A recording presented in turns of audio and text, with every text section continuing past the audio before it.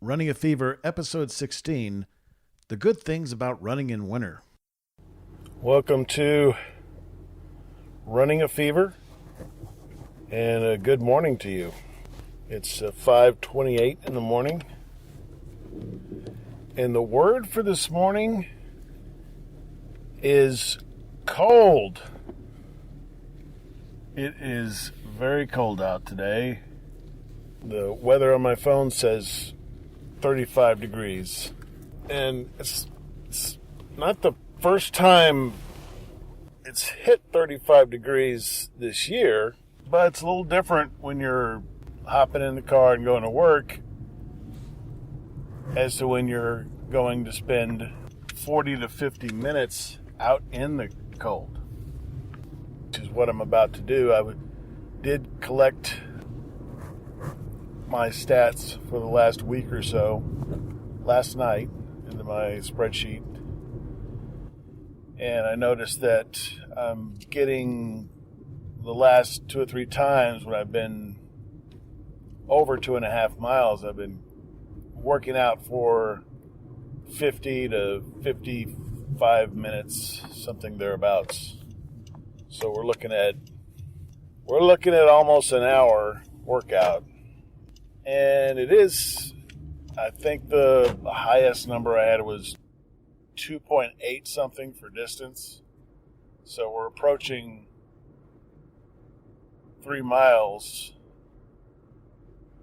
And that's with the automatic setting, which is, I know I was walking more than 2.5.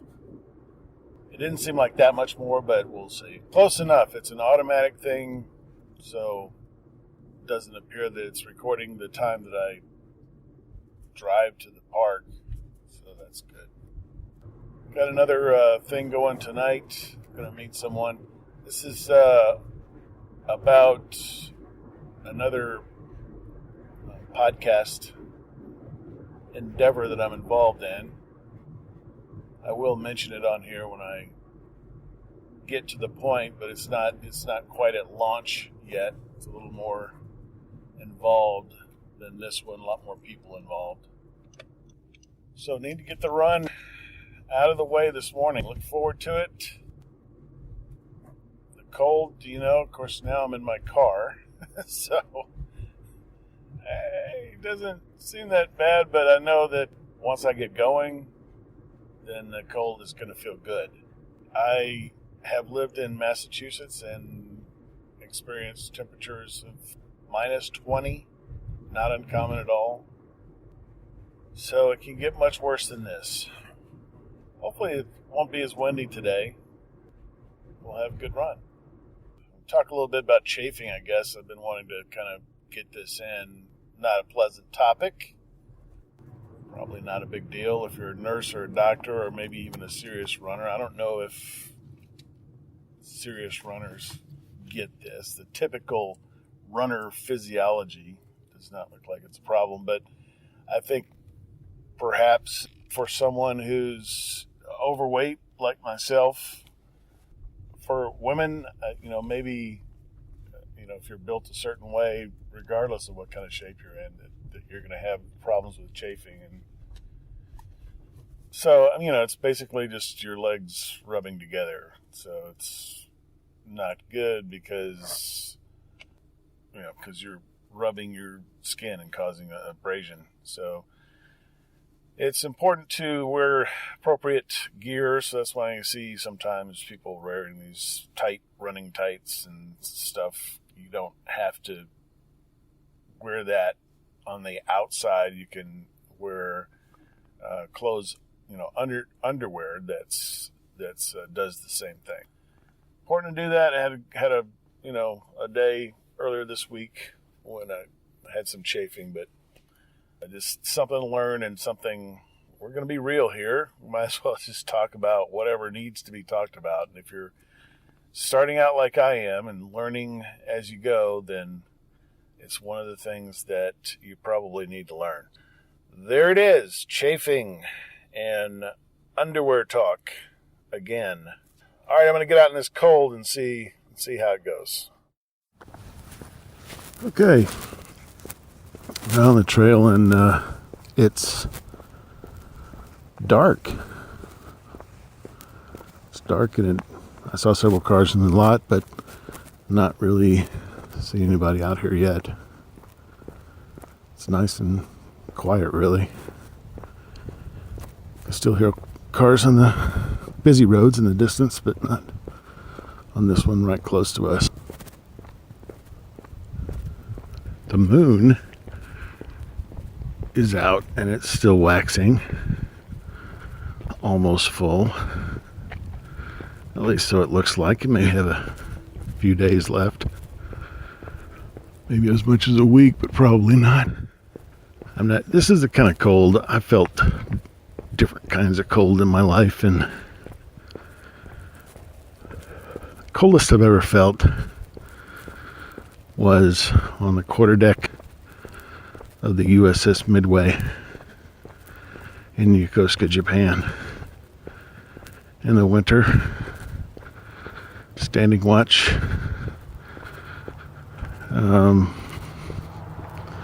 It was very windy, and that sticks in my mind is what I call bone-chilling cold. Not really like that today, but it's the kind of cold that can really get into your bones if you were to just be standing or sitting around in it, which fortunately I'm not doing. And visibility darkness is quite a concern of mine. Right now, I'm talking into the phone, and the phone is kind of lighting up my face. So that helps, I'm sure. It doesn't help to have a bright moon out there. I remember, of course, it got dark on me last night, but it was cloudy, and you couldn't even see the moon. So it wasn't much help. Although I don't remember it being quite, well, it was maybe a little darker than it is now, but not much. So again, looking at my stats. So it's kind of course, it just really sticks out that I'm not running as much as I'm walking, because it's not on there, and the watch doesn't, I guess, pick up running, or maybe I'm running so slow that it thinks that I'm walking, but anyway, it's not really showing the run, so, but I know I'm running more than a quarter mile.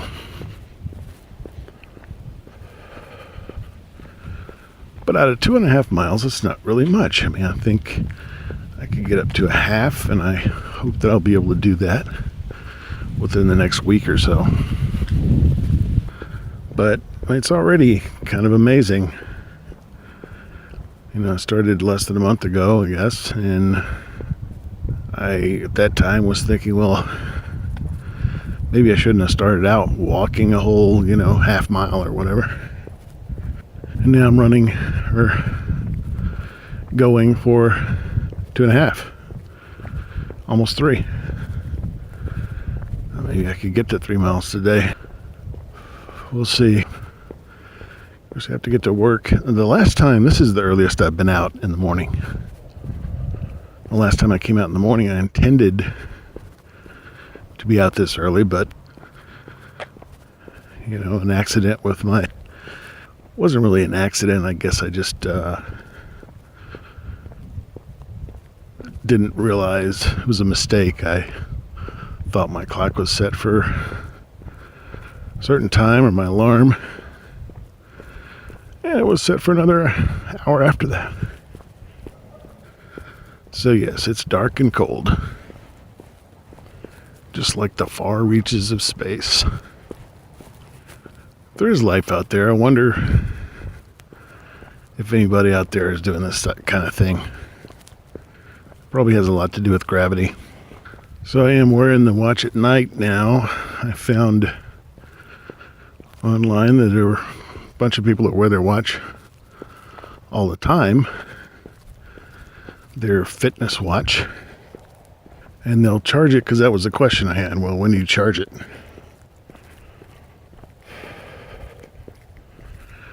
And they usually, they'll charge it when they're having a shower or whatever. And, just if you charge it for an hour, it can actually last a couple of days. And my resting heart rate is averaging between, I think it was 50 something and 70. But I think lately the low has been in the 50s, which is good. I don't want it to be lower than that, but I think that's about where I have been historically. Everything looks different at this time of day and sounds different. There are no squirrels rustling around. I guess they're all asleep. So coming up on the half-mile point, and I think today I will keep on going and keep on talking. Usually I get half-mile in and I go ahead and start my run. But this will give me more time to work out. More time to warm up. And since unlike the last few days, or a few times out, it's fairly quiet and wind-free. It allows me to record more than I've recorded probably in the last few sessions out on the trail. Of course, I'll have to adjust. Interesting. My screen locked, but the recorder didn't stop. There's a runner. First one I've seen today, other than myself. So, yeah, usually I start there and I run past the 0.75 mile mark. So if I start at 0.75, I know roughly where the 0.5 is, and I know roughly where the 0.25 is. I think I'm going to go ahead and shoot for the half mile today, and I don't think I'll get there, but that's going to be my goal. I was feeling pretty good yesterday, so I need to work on pushing myself and not being comfortable. I think that's going to be the key. The more I start running is, okay, I'm already running, throwing my 270 pounds up in the air and bringing it down again without crashing, breaking my bones and crashing through the earth. Can I actually go beyond that, move forward at a faster pace, at a higher level of intensity?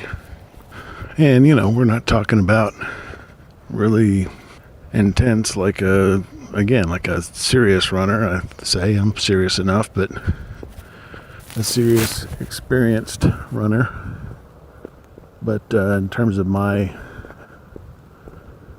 scope of possibilities, that's all we have is our own capabilities. So it's time to start stretching out and ramping up for this run portion. So I'm going to sign off for now and see how this goes. Well, I know that coming in here I was kind of complaining about how cold it was, but I want to talk about some of the good things. But now that I'm all warmed up, of course, some of the good things about working out in the wintertime. But first, a word from my sponsor. Today's attire, knit cap and knit gloves that were very comfortable and very soft and very warm, were provided by my mom, who is a master knitter, and my mom, and a master knitter, which is a good thing to have around. If you can get both together, you are in the high cotton with the big dogs. And the only way you can contact her is through me, so please comment on this episode at runningafever.com or mail at runningafever.com. Well, in wintertime you get, bugs. Obviously, cooling of your body is better once you get going. When I'm mowing my yard, I sometimes have irritation in my eyes because of the dust and grass and things that fly up, and have a feeling there might be some of that when I'm running in warmer weather. So those are things that are nice about the wintertime, and hopefully I'll think about those on the way to my next really cold run, of which I'm sure there are going to be many before we're done this winter. Car thermometer says 41 degrees now. Very exciting news here, I think. Very motivating. Just like when I reached the 2.5 mile point, I have reached almost the half-mile point of the run portion of my workout. I ran, and I say it was probably about 90%. Here's the thing, I need to talk to, some people who know more about this. I split it up into 2 runs. The first one, I couldn't make it to a quarter mile. And I felt like I wasn't getting enough oxygen. Now, from what I know and remember about physics, remember I'm a English major with a master's in philosophy, so I'm not a physicist or any kind of educated scientist. But it seems to me that you should be able to move a bigger volume of air when it's warmer, but that volume of air, because it's compressed, should give you more oxygen when it's cold. So I'm not sure if I'm right about that. I'm going to see. I don't really know any scientists. There's got to be somebody who knows that kind of stuff. Or I could just use the old Googles on that to see. Yeah, but one way or another, I'm gonna find out what happened. But anyway, so I didn't. At the time, I didn't even realize how far I'd gone because I didn't remember exactly where the marker was. And then I found out it was probably about 50 yards. Probably about 50 yards that I went, that I was short on my first quarter mile. So, I continued to walk, and again, it was dark, and there's definitely safety issues. I came across a group of runners that fortunately had headlamps on, so I was able to see them, and they were able to see me. Apart from that other lone runner who was just like I am, very unreflective and unlighted. So, concerned about safety, really, it's at the top of my list to get something reflective or a headlamp or something like that. So, because it was so dark, I didn't go into the big bad woods on the other end of the course, which is where I think I have spoken about. I've only been that way once, and it was much more interesting visually. Didn't go into the woods, but I did go well beyond 2.5 miles. Could be 3 miles today, we'll see what the watch says later on. And I came back, I did a lot of talking up to the 3/4 mile point, and then I walked away. I walked all the way out to the woods, and then came back, and at that mile marker that I had reached the first time, I said, well, I'm going to start here and see if I can run, at least pick up what I missed. And then wouldn't it be great if I could run a whole quarter mile? And I did. So that, I feel really good about that. Again, not a whole quarter mile, but so today is exactly 7 days after the date that I set my goal. And I was reminded as I was, walking in, that my goal is not just to run 2 laps of the course all at once, but to run 2 laps of the course in one day. So perhaps this was good practice for that. 1 week in, I've got 51 weeks to go, and I'm already at a half mile in one day. That's probably the biggest thing today. This goal seems much more possible. When it seems impossible, you got to keep going. But it's great when you have a little bit of progress, especially after a recent couple of days that have kind of been rough, and a day that I didn't run at all. Come to think of it, that was my last morning run. I didn't even think about not running this morning.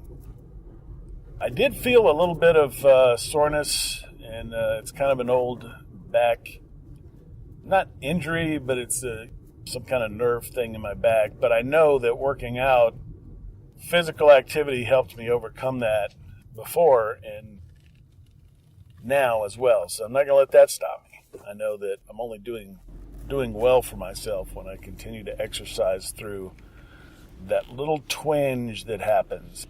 Not debilitating at all. Really good day, and I'm glad that you were able to share it with me. So until next time, keep the fever. You're listening to the Padua Podcasts Network, PaduaMedia.com.